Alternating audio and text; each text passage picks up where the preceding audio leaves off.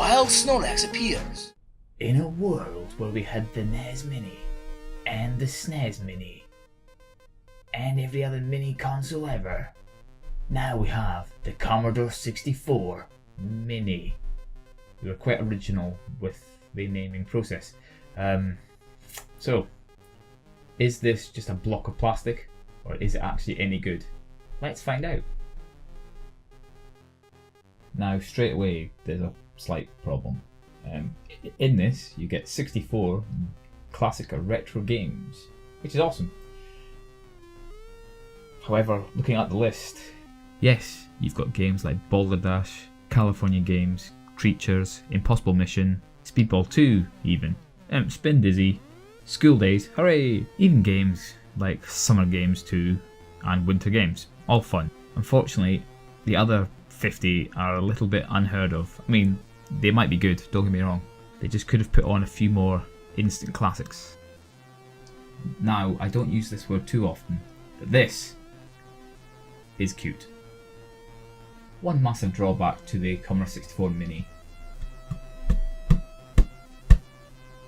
In a world where Commodore 64 games needed the keyboard quite a lot of the time, why not build in a small keyboard? Don't get me wrong, you can plug in a USB keyboard, but surely the more sane solution would have been to build one in.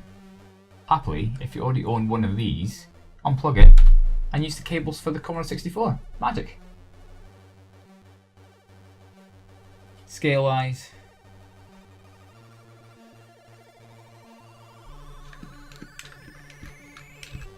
Except the amazing joystick is a bit plasticky. But it has a USB, so maybe you can use your own joysticks.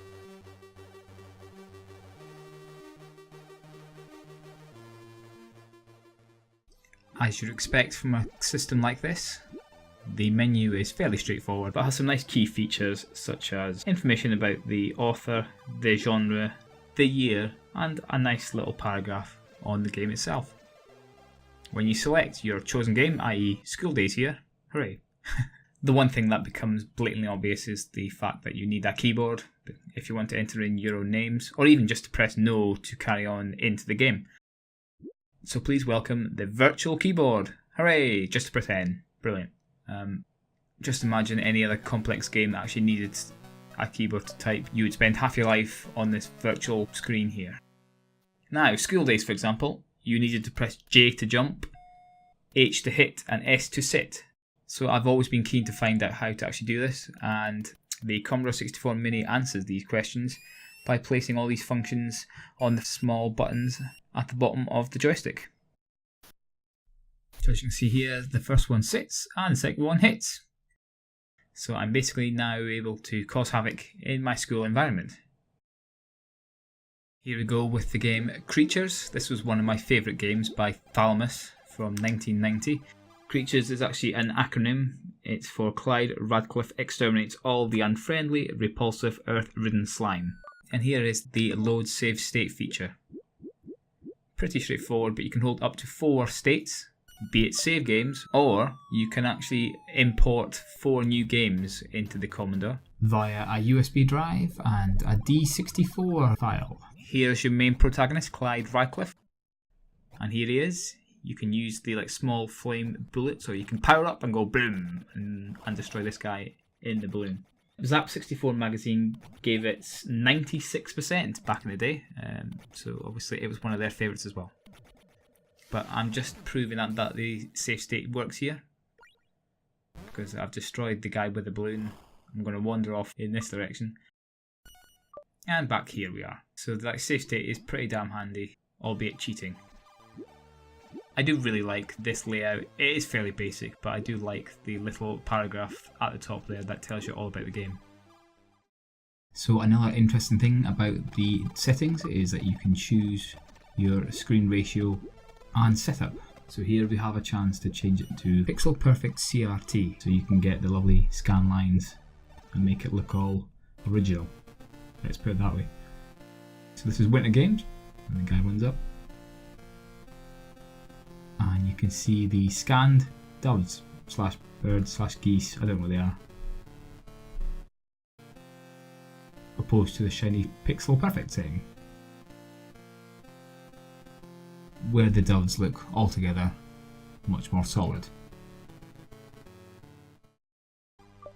And hidden in the system information option is the ability to update firmware at a later date. Hopefully this will bring in extra games or the ability to actually include custom games into the actual library of the C64 Mini. Maybe even third-party joystick support.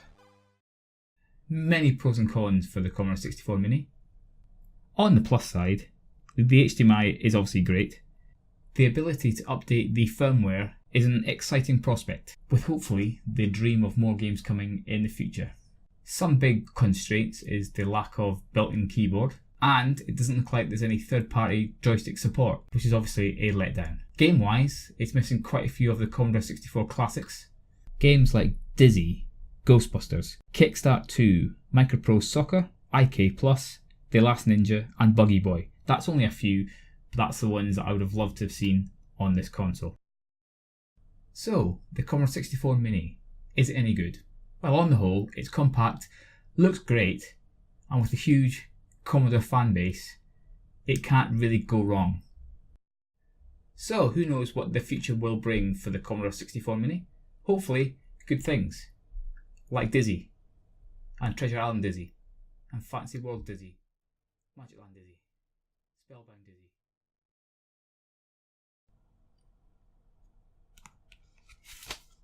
Now that's cool.